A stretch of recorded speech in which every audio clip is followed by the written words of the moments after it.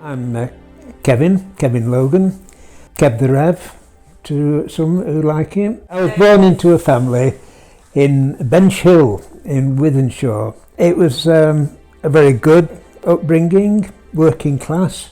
I was the middle of three brothers and I was able to enjoy that.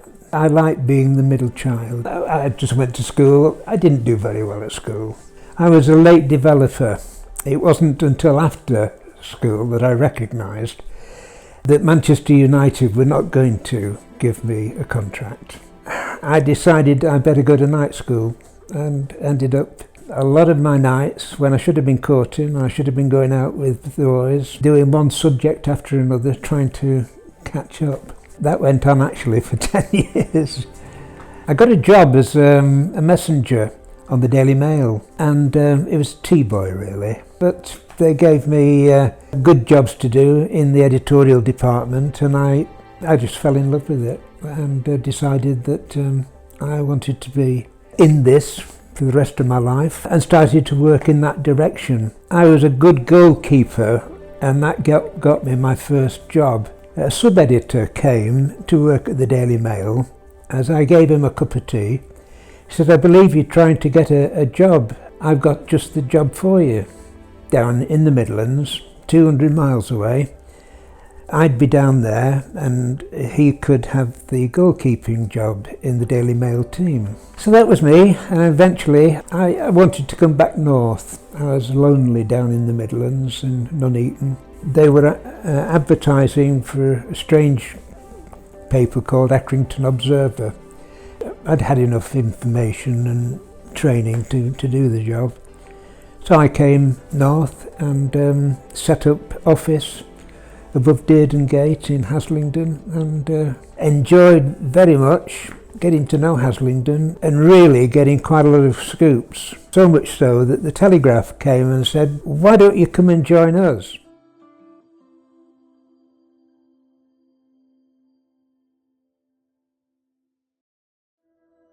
I suppose I started courting. One became quite serious with Linda, and eventually we went down the aisle.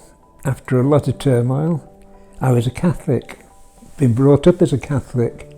I couldn't consider being married outside the Catholic Church. She was Church of England, singing in the choir, and I said, "Okay, that's fine, but we must get married in the Catholic Church." I didn't know God. I wasn't particularly religious, though I'd been an altar boy for a few years. God was so distant and far away, and I sinned too much. They'd been very good bringing me up, telling me what a mortal sin was and a venial sin. So I decided that I'd never get to heaven. I think when I went to the Midlands to get my job in reporting, I gave up God. Went down the aisle, got two beautiful children.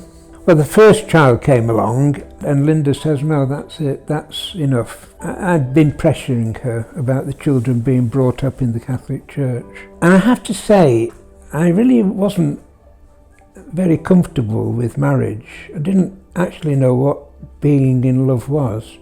I knew that I wanted a partner, but love, I really was too selfish, I think, as a person. And actually our marriage really went downhill from that particular point. Had God not actually come on the scene in quite a miraculous way, we'd have ended up in divorce or something like that. We began just to live in the same house. Not much in the way of relationships, physically or anything else. I decided that the only way was to get Linda converted to Roman Catholicism. So I went to the library, got a book by Kenneth Scott Latourette, who turned out to be a very good, strong evangelical Christian. But he'd done a whole history of Christianity. And the thread of Catholic Church, the Church of England, how it all came about.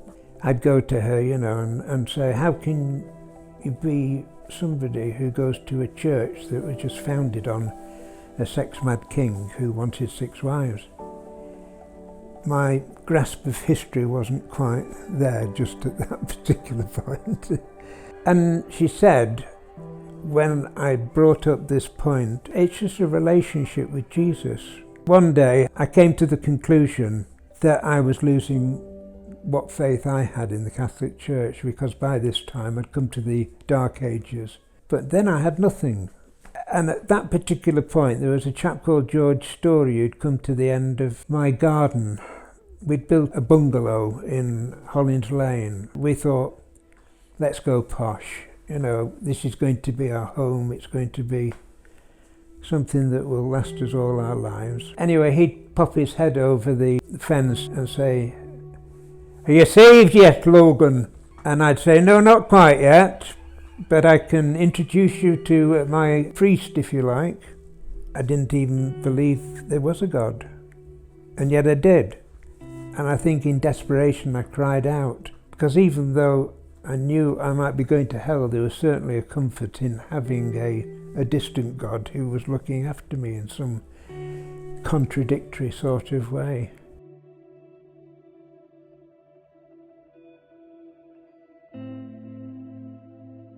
I was a counsellor, and I had to talk to George Story about his church grounds. I was a local authority. I was representing South Ward, as it was then. Bylaw had come in that made the local authority responsible for looking after the gardens around churches, that sort of thing. But actually it was a cover. I was desperate. I wanted answers, and I thought, well, I'll give this man a chance. And he came at 8:30 one night, and at 3:30 in the following morning we were still no nearer. I shut the door and I thought, there's no hope. I'm lost. And suddenly the whole hallway lit up, and it was beautiful. It was beautiful, warm, glowing light, and an intensity of light just in the corner looking down on me. It was just the feeling that God loved me. It was just so intense that he loved me, and he wanted to be my Father in heaven. And I just grabbed at it. I really did. And the light went, and I thought, shall I run into the bedroom and tell Linda what's happened? The following day I couldn't contain myself, and I told Linda what had happened. And she just said, "Oh, very nice, dear." I don't think she believed it for a minute.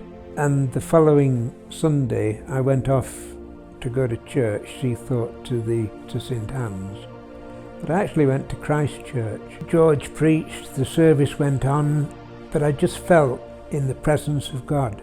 And it was just so forceful that when the communion came, I actually went down to take communion, which in the Catholic Church was a mortal sin, to actually be doing that in another church. But I'd found a new way. I'd found a God who loved me, and I just wanted to be near him. I wanted to have communion with this God. And I just came back from the communion table in floods of tears, and just walked out of the church and went home. And it was then that I went and told Linda again, you know, that I'd become a Christian.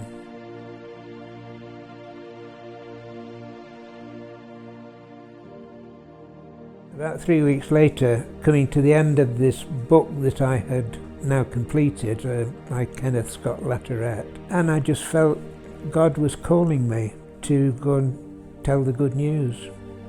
As though he was saying, you know, you've trained as a journalist, and I need you now to go and tell my story. And so I turned to Linda one evening as we were settling down. I said, how about being a vicar's wife? She said, yes, if that's what you want, love. Just like that. And as time went on, it obviously became evident to her that things had changed. And I actually as I began to understand Jesus, I began to understand what love was, that he loved me so much that he'd put himself last. He'd put himself out of the picture just simply so that he could go onto that cross and pay the penalty for my sin, and that he went to hell for me, so that I don't have to go to hell. Now that was an incredible, beautiful God, and more and more I just wanted to serve him.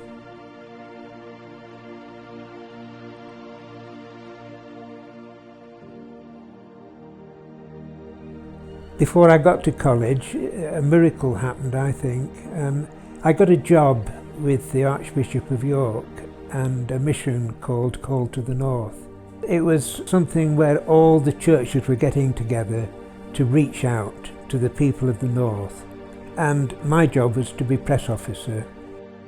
At the end of it, after 20 months doing this, while waiting to go to theological college, I did the terrible thing. This isn't a mission to tell people the good news. This is a mission to get the churches together. And more than that, it was an exercise with the Catholic Church that I'd left. And I came out of it, and because I was a press officer, they asked me why. So I told them. One newspaper after another wanted to know, and then the television rang up and I went on the telly, and then I had to go to a selection conference to see whether I was worthy to go into the Church of England, having just put the kibosh on their almighty mission to the north of England. You and I would have thought, there's no way we're going to have this fella. And 3 weeks later, the Bishop of Blackburn wrote to me and said, we've decided that we would like to have you come and train for the ministry. And I went off to Oak Hill College to train for 2 years there. Within a year, we were supposed to go out and find somewhere to have us as a curate, a trainee minister. I managed to get Church of the Saviour in Blackburn. And I was there for 3 years and absolutely, thoroughly enjoyed it. What could be better than to tell people the good news and just to love people and just to serve them? Having found out what love was, I then began to practice it. I just so thoroughly enjoyed preaching, teaching, taking the youth out and looking after them. I took them to Venice once. This was another miracle that happened. This is the story I wanted to tell, really, about how God keeps cropping up. I took a group of 17 teenagers on a holiday to Lido di Jesolo, which is just across the bay from Venice. We couldn't find the campsite in Lido di Jesolo, so we picked up 2 hitchhikers. And there's only one back road. There's a front road on the beach, there's a back road, a service road, and that's all. And it's just two-way traffic, and it's a busy, busy road. And we were going on the right side of the road, as we should, and chatting with these hitchhikers, and so much so that I lost concentration, and I turned round, and we were going at 30 miles an hour, and we were 20 yards away from stationary traffic. No way to escape going that way because the traffic was constant. No way to escape going that way because there was a ditch. The only thing was just to scream. I just screamed out, God help! We all just ducked down and went to the floor. And I went under the dashboard. And nothing happened. But I was aware we were still going, and I got up. And we were on the road with traffic coming down and with no traffic in front of us. When I got up and realised that we'd been saved, I just let out a mighty whoop, and so did everybody else who was getting up. And there was just a tremendous round of applause. And I think every one of us knew they weren't applauding the driver. They were applauding a God who'd turned up. This has been the picture, I think, of my time as a Christian, God turning up.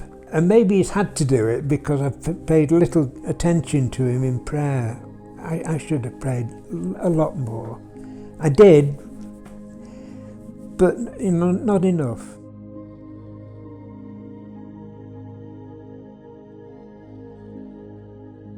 I think with prayer, I've always struggled with it. I am a quiet person in any case, an introvert who occasionally is an extrovert.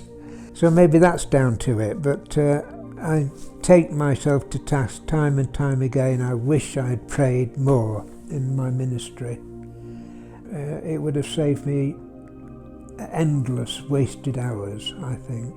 If you can go to God and get the picture and what he wants to say to you, and then do it. Now that seems to me the picture of a good minister. And I wanted to short circuit that time and time again, and I ended up running the parish myself. And God still loved me, and God still turned up and did incredible things. And he always has, and always, it seems, will do.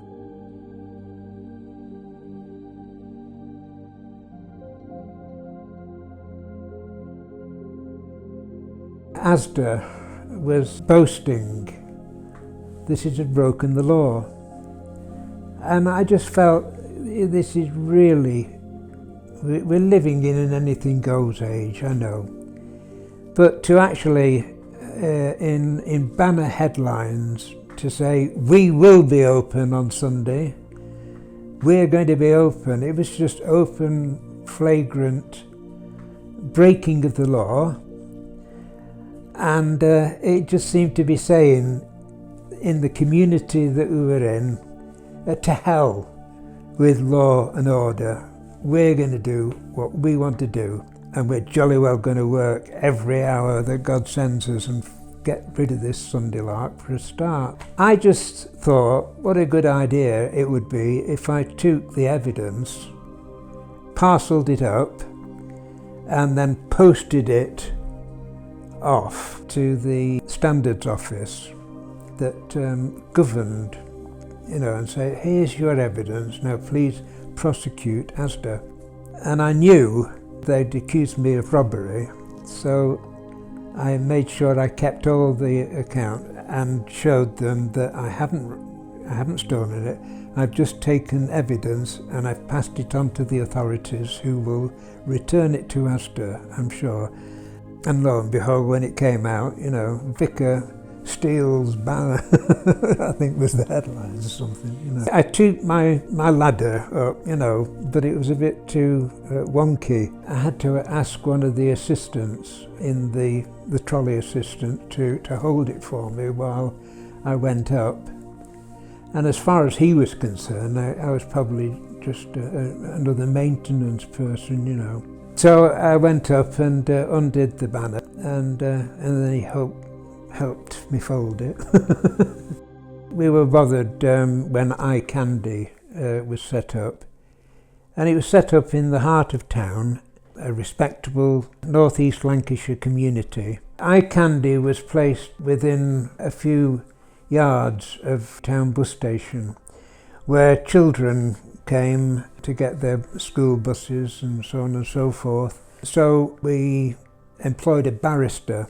So when it came to each of the hearings, when they applied for a licence, we were able to go to our barrister and get his expert opinion. What happened was that a lot of Christians in the community felt the same way and showed it by actually paying for the barrister's fees. We won it to the point that it became impossible to make a profit. we managed to put so many regulations and stipulations into it that it just made it impossible. And so when they were bloody minded enough to go forward and to get it, the licence, but when it came to renewing the licence, they lost heart and just closed down.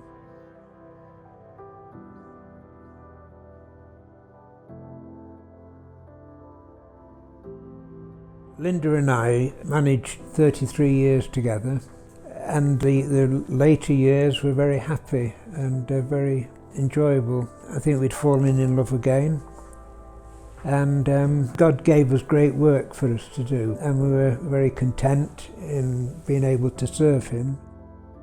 But we came to Christchurch and found ourselves in the middle of a war, because at my induction the choir was on two sides. On one side was the old brigade, and on the other side was the new happy clappy mission praise. And I had asked for one hymn, Shine Jesus Shine, and that involves clapping, doesn't it? Shine Jesus Shine, so on and so forth. With the bishop and all the people there, half the choir just stood there rock solid quiet, and the other half were like Pentecostalists, going at it. And what I took on was a church at war with each other. But sadly, there was another cancer eating away, not just in the church, but in Linda. And it was quite a vicious sort of cancer. We thought we could crack it, and she went in, had this incredible operation that involved horrible things, but eventually brought her back home, and the operation had left her in a pretty bad state. She couldn't taste, she couldn't eat very well, and after 6 months we went back to the consultant, and he said, "I'm sorry, we must have missed something. It's returned, and it's returned powerfully, and you've only got 3 months left." And I came away in tears, and Linda just walked beside me as light as anything, with a great big smile on her face, just so delighted to have it all behind her, the hospital she wanted rid. She now realised that was it. The hospitals couldn't do anything more with her. She was free to be who she wanted to be, and she knew that she'd be in heaven in 3 months' time. The number of people that came and visited her and went away changed, was phenomenal, really. They came thinking they were going to minister to her, and she just ministered to them and just showed the power and the love of God. So she died in the September. My daughter took me away for a couple of weeks to Egypt. We went and just got away. I came back, and the first service I broke down, and it just seemed so black. I just had to say, "I'm sorry, I can't carry on," and left the church. I suppose I'd lost the love that we'd managed to rescue together. And now I was on my own.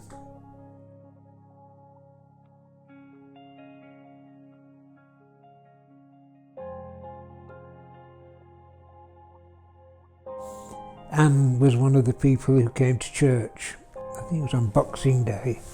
Sunday was on Boxing Day, so we had a service, and and I was going to go up with my daughter to the Lake District. She'd married a Lake District lad, and we were going to go up there for the holidays. Anne was somebody I knew really as a parishioner who I'd talked to after the service. I'd never been able to visit her because her husband was so anti-Christian, but her husband had suffered leukemia for 9 years. So we did know each other through that. And on that Sunday, that Boxing Day, she was in church, and she just came and said, "We're just praying for you, and we know you're going through difficult times." But and we talked, and I asked how she was getting on, and maybe 18 months after Stuart had died, we just had a nice, easy relationship for talk. And I went off to the Lake District, and she said she'd forgotten to tell me something, so she put it in a text, and I texted her back. And over the next 2 or 3 days, we sort of had a texting relationship. And it began to develop from that. It was quite shocking, really, because it was only 3 months since Linda had died, and I thought, there'd never be anybody else, God, I think, really knew I needed somebody else. We got on as friends. We had Jesus in common. Our relationship with the Lord was equally important. We found a love that was brilliant, because we knew, both of us, what love was. We knew how to love by that time, and we knew what we shouldn't be. We distanced ourselves from the selfish side of life, as it were, and lived for each other, which is, I suppose, what marriage should be about, isn't it? I just think that we've got a loving God who turns up if ever we give him a chance. As we live out our life, Paul in Romans, he says, I therefore beseech you, brethren. In Romans, he says, I therefore beseech you, brethren. There's always a therefore with Paul. He writes things, and then he goes, therefore, this is the way you should live. He's put out the whole gospel of what Christ has done for us. And he says, therefore, brethren, I beseech you to present your bodies as a living sacrifice, which is your reasonable, your normal service. This is what you should do as Christians. And turn away from the world. Don't be taken up with the world, be taken up with me. And I suppose that's the Christian life in a nutshell, isn't it? As we do that, the love of God just lifts us and gives us the beauty that we need in life and we need with each other. So our marriage, I think, was destined to have success, because I think God had worked on both our lives for an awful long time,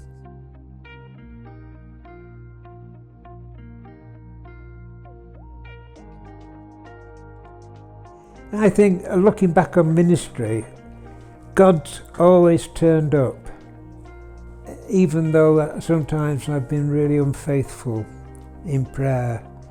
I've sometimes run the parish myself when I should have been talking to God about it much more dedicatedly, and still he's been so gracious. And whenever the catastrophes have come, Jesus has turned up, and turned up in such a way as to save 17 people in a bus on Lido Dieselo when they were going to be in an almighty horrible pile-up, and that mission would never have taken place. just to turn up when we most need him, you know. And he's always there. And he's a beautiful God. And I am so delighted to be one of his ministers.